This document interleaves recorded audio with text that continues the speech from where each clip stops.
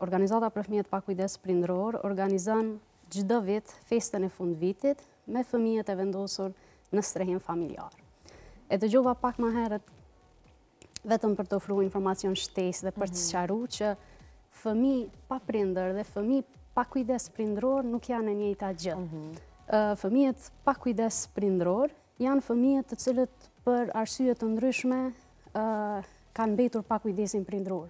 Kjo nuk nënkupton domosdoshmërisht që ata nuk i kanë prindrit, por u mungon kujdesi prindëror. Në këtë kategori hyjnë fëmijët e braktisur, fëmijët e neglizhuar, fëmijët e keq trajtuar, fëmijë që për shkaqe të ndryshme kanë humbur kujdesin e prindërve dhe ata janë të vendosur në kujdes alternativ. Në këtë rast, në familjet strehuese të cilat ofrojnë kujdes, dashuri dhe familje për fëmijët në nevojë. OFAP organizon çdo vit festën e fundvitit me këta fëmijë. Aktualisht, gjatë vitit, në strehim familjar, vendosen rreth 100 fëmijë pa kujdes prindëror, në rreth 40 familje strehuese të cilat janë të vendosura në komuna të ndryshme të Kosovës. Strehimi familjar aplikohet në 2 forma, strehimi familjar tek farefisi dhe strehimi familjar alternativ. Kjo nënkupton vendosin e fëmijëve tek familjarët e tyre me të cilët kanë lidhje gjaku, e që numri i tyre kalon mbi 450 fëmijë dhe 100 fëmijë të cilët vendosen në strehim alternativ, pra në këto familjet strehuese. Nuk është bashkëpunimi ynë i parë me Prishtina Mall. Në fakt, bashkëpunimi ynë ka filluar gjatë kësaj vere kur kemi organizuar kampin veror me fëmijët pa kujdes prindëror në bashkëpunim edhe me donatorë të tjerë, të cilët kemi mundësuar vizitën në Bregdek për disa ditë, një kamp veror ku fëmijët kanë pas rastin me shiju aktivitetet të ndryshme rekreative. Më pas kemi shënu bashkarisht edhe 20 nëntorin, ditën botërore të drejtave të fëmijëve në Prishtina Mall, ku me aktivitetet të ndryshme rekreative kemi shiju atmosferën dhe promovimin e të drejtave të fëmijëve dhe përfundimisht po e mbyllim këtë vit me festën e fundvitit, të cilën do të organizojmë bashkë me datë 18 dhjetor në Prishtina Mall. A ka me qenë gjithë qka në tematik të festave të fundvitit, po besoj me babadimër e me gjithë qka për me ju dhonë momentet pa harrueshme fëmijëve?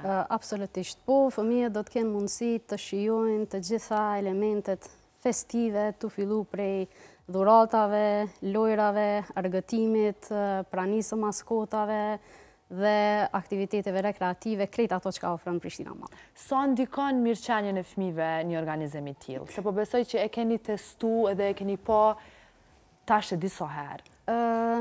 OFAP organizon her pas here aktivitete ndryshme rekreative në mënyrë që të mos mungoj socializimi edhe integrimi, rehabilitimi i fëmijëve gjatë gjithë kohës, në mënyrë që ata të jenë aktiv dhe të angazhohen për mirëqenjen e përgjithshme dhe të krijojnë kontakte, miqësi të reja edhe mes vete dhe mbi gjitha ta kuptojnë që nuk janë vetëm. Që çdo herë është aty dikush për ta dhe që mendon edhe për te atyre kornizave të zakonshme të mbrojtjes së fëmijëve. Cilat janë sfidat që organizata juaj ndoshta ballafaqohet mas shumti tu u marrë dhe tu organizu evente për këta fëmijë? Sfidat janë të natyrave të ndryshme. Nëse flasin në aspektin e organizimit të aktiviteteve, gjatë këtij viti kemi pas vështirësi financiare, të cilat kanë rezultuar si ndryshim i politikave të donatorëve ndërkombëtar, pastaj gjendja politike në vendin tonë, ndryshimet e prioriteteve dhe gjanave të tilla, të cilat na kanë mundësuar ndoshta nuk e kanë ndërprej këtë procesin e organizimit të aktiviteteve së falë donatorëve. Si Prishtina Mall nuk lejojnë që në asnjë mënyrë të ndërpritet ajo që me të vërtet ka rëndësi, mirë po shërbimet bazike, në këtë rast shërbimet psikosociale për fëmijën kanë qenë në rrezik dhe kemi punu me staf jashtëzakonisht të reduktuar. Do me thonë, politika drejt për drejt, problemet politike drejt për drejt ndikojnë edhe në problemet e organizatës juaj. Absolutisht, po, jo vetëm të organizatës unë, por në përgjithësi shërbimet sociale kanë qenë në një krizë të përgjithshme si rezultat i ndryshimeve politike. Në organizatat, në eventet të tilla, çu e bëni logjistikën, sa fëmijë mund me marr pjesë, që mund nisë secili i rëndësishëm në këto evente? A keni limit të numrit apo jo?